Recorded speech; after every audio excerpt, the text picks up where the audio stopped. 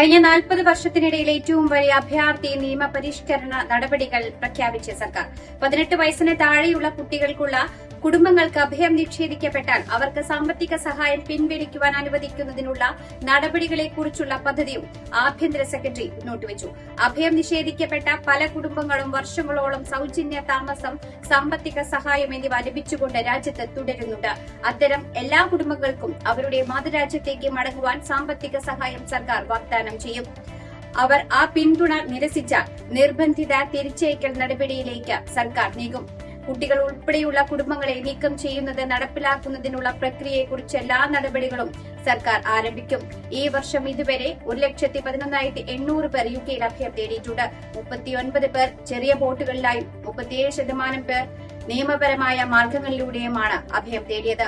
യുകെയിലേക്ക് വരുന്ന ആളുകളുടെ എണ്ണം കുറയ്ക്കുന്നതിനും രാജ്യത്ത് തുടരുവാൻ നിയമപരമായ അവകാശമില്ലാത്ത ആളുകളെ പുറത്താക്കുന്നത് വർദ്ധിപ്പിക്കുന്നതിനുമാണ് തങ്ങളുടെ പദ്ധതികൾ ലക്ഷ്യമിടുന്നതെന്ന് സർക്കാർ അറിയിച്ചു.